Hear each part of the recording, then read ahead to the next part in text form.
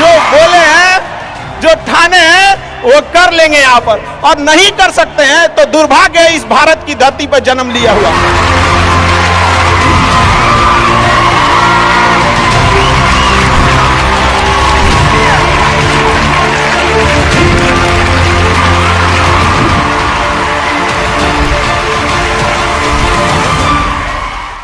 भारत में एंटरप्रेन्योर इतने बड़े संख्या में आ रहे हैं और काफी खुशी हुई इस चीज को देखकर कि भारत चेंजिंग की ओर जा रहा है अब अपने ओर।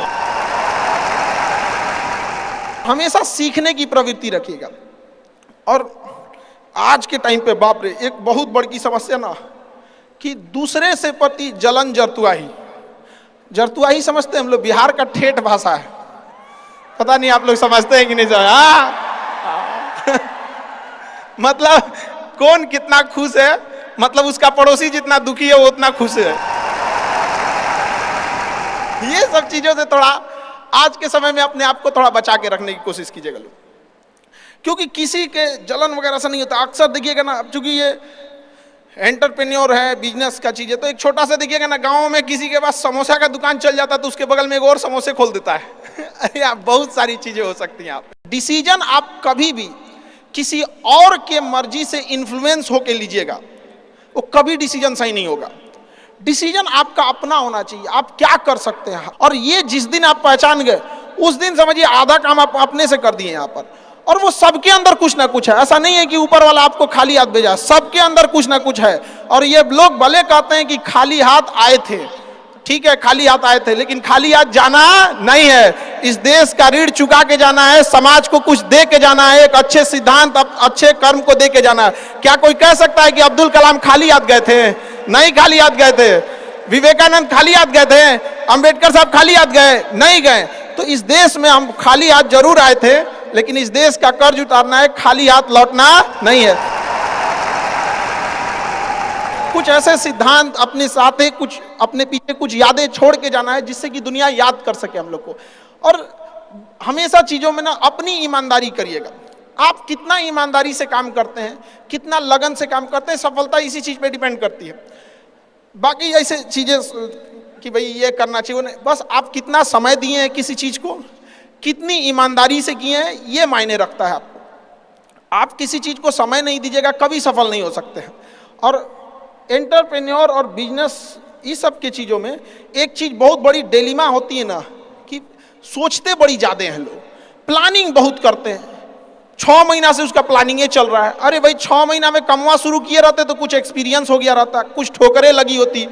शुरू कर दो, चाहे जैसे करना है। यहाँ पर ऐसा थोड़ी हो सकता है कि एकदम फिनिश होकर काम करे। हर चीज, जमीन से कभी पेड़ नहीं निकल सकता, पौधा ही निकलेगा। आज सीखिए, क्योंकि अगर कल कोई शुरू करता है आपके बाद, तो आपके पास उससे एक दिन का एक्स्ट्रा एक्सपीरियंस रहेगा। और हमेशा याद रखिएगा, अकल बादाम खाने से नहीं, ठोकर खाने से आती है। जितना ज्यादा आप ठोकर खाएंगे, उतने ज्यादा अकल आने वाली है। दुनिया का कोई इंसान जो सफल है, कह दे कि हमको ठोकर नहीं लगा है, या कोई कह दे कि हम एक ही बार में यहाँ आए हैं, कभी नहीं आ सकते हैं। यहाँ पर स्टार्टिंग कीजिए। यहाँ पे ज्यादा प्लानिंग के चक्कर में नहीं रहे। कितना अच्छा आप प्लानिंग करके आइएगा ना, कुछ चीजें गड़बड़ होंगी, क्योंकि किताबी नॉलेज, ये मोटिवेशन, ये सब चीजें, ये एक अलग चीज है। धरातल पे उतर के जाइएगा ना तो अलग चीज है। यहाँ पर और कभी बिहार में आके देखिएगा तो एकदम में अलग मिलेगा आपको। कितना ठोकर लगा है, ये बहुत मायने रखता है। क्योंकि ठोकर नहीं लगेगा ना, जिस पत्थर पे चोट नहीं पड़ती वो कभी मूर्त नहीं बनता है। तो इसलिए जितना आपको चोट लग रहा है, तो ये आपके लिए अच्छी बात है। क्योंकि बड़े बड़े लोगों की जिंदगी में मुसीबत आती है, वो मुसीबत ही आती है बड़े लोगों के लिए। क्योंकि फिल्म में जो सबसे टफ रोल होता है ना, वो बढ़िया हीरो के कंधे पे दिया जाता है। तो ये पृथ्वी पे भी ना, ऊपर वाले को पता है कि ये बढ़िया हीरो है, इसको थोड़ा सा हम रोल देते हैं बढ़िया। तो बड़ी जिम्मेदारी देने से पहले ऊपर वाला भी ना आपको टेस्ट करता है। टेस्ट करके ही देखेगा कि नहीं करेगा। हम लोग छोटा सा कोई सामान खरीदते हैं तो उसको ठोक बजा के चेक करते हैं कि सह लेगा कि नहीं सह लेगा। एक छोटा सा बर्तन कोई खरीदने जाता है तो पटक के दिखाता है, देखिए मजबूत है।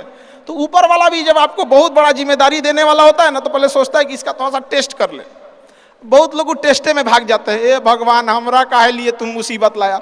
यार जब ऊपर वाला तुमको खुशी दिया था तो थैंक यू कहना भूल गए थे। और जब मुसीबत दिया चेक करने के लिए तो परेशान हो गए यहाँ पर। इस चीज़ों से घबराना नहीं चाहिए किसी को। जिसके जिसके जीवन में कठिनाई आ रही है, आप समझिए कि आप एक सही रास्ते पे जा रहे हैं, क्योंकि वही रास्ता सफलता का है। और अगर आपके जीवन में कठिनाई नहीं आ रही है, आप गलत रास्ते पे हैं, क्योंकि सफलता का रास्ता बहुत कठिन होता है। और अभी डिजिटल इंडिया है गया, सबके हाथ में मोबाइल हो गया है। एक चीज, अगर आप बहुत आगे बढ़ेंगे ना तो एक प्रॉब्लम फेस करेंगे। बिना मतलब लोग आपके ऊपर उंगलियां उठाने लगेंगे, बिना मतलब, जिनको कोई मतलब नहीं है। आप देखिएगा तो मतलब अजीब लगेगा। इस सब चीज़ों से कभी मत घबराइएगा। ये कॉस्ट होगी, आपको चुकानी पड़ेगी जब आप बहुत आगे जाएंगे। तो आप लोग बहुत आगे जाएंगे तो पहले से माइंड में कब करके रखिएगा, कुछ लोग होंगे जो बिना मतलब आपसे सवाल पूछेंगे। इन लोग को कभी इंटरटेन मत कीजिएगा, क्योंकि अब भाषा थोड़ी हार्ड हो जाएगी, लेकिन एक हार्ड हो जाएगा तो हो जाएगा। बस भाषा, भाव को समझिएगा, भाषा का नहीं। कि कुत्तों की रेस में दौड़ने से घाटा यह है कि जीतने के बाद भी कुत्ता ही कहलाएगा आदमी। एक बार एक रेस में ना कुछ कुत्तों को दौड़ाया गया, बीच में शेर बांधा गया कि कौन तेज दौड़ता है। शेर दौड़ा ही नहीं, कहा कि जीत के भी क्या फायदा, जीतने के बाद वो कुत्ता कहलाएगा। समझ में आया?